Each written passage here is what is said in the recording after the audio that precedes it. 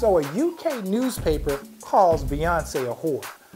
I think it's a little bit late in the game to be identifying an individual for being a hoe, so to speak, when the entire entertainment industry has been whoring itself since the beginning of the century. I mean, we talk about big-time corporations like Carl's Jr., Joe Jeans. I mean, we can even go back to MTV and the whole Janet Jackson thing. And just don't think that Janet Jackson was responsible for all those major corporations like Viacom, the NFL, and in this case, CBS. Come on, this is ridiculous. It's the constant blame the victim for the problems of the overall society. I mean, that's just like blaming all the consumers for the subprime industry, the mistakes that took place in 2007, 2008. It's ridiculous. These things start from the top.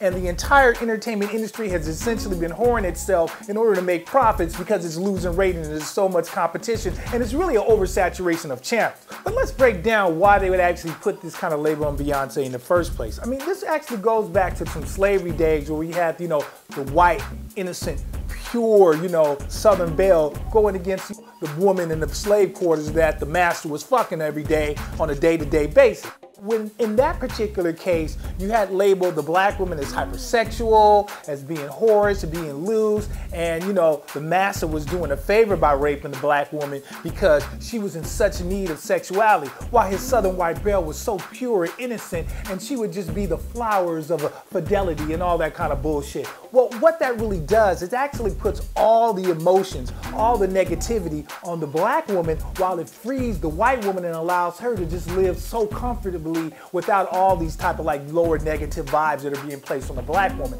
It's kind of like the picture of Dorian Gray, where this character was basically going out and doing kind of sinful acts, but then all the sins, or in this painting that would be depicted of him, it was absorbing all of his sins. It was decaying, it was getting ugly, while Dorian Gray was still beautiful, youthful, and all these wonderful qualities. So this is the relationship between white women and black women, where white women have the freedom to go out and exhibit their sexuality like Miley Cyrus. But the black women have to absorb all these negative stereotypes and the emotional, psychological problems that go along with it.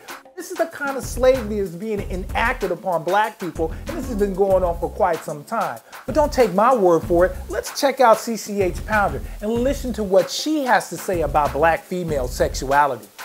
When you see black sexuality, it seems like twice as potent and triple threat and super dangerous.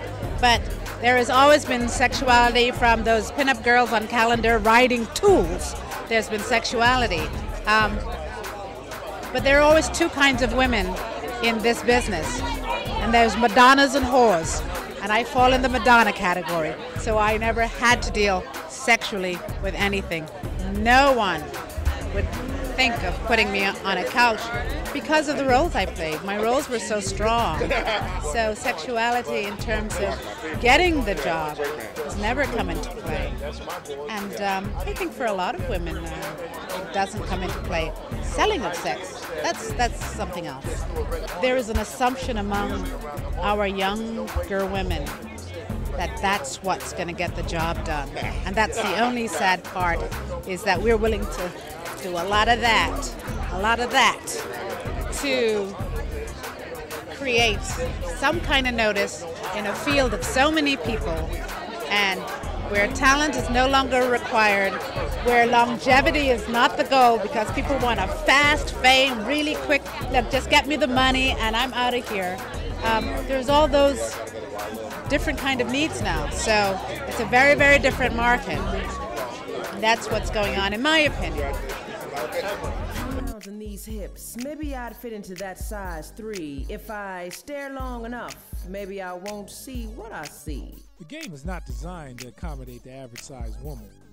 It's designed to sell diets, cigarettes, surgeries, and most importantly, insecurities. The models that we see in the magazines have been airbrushed, have been retouched. Their skin is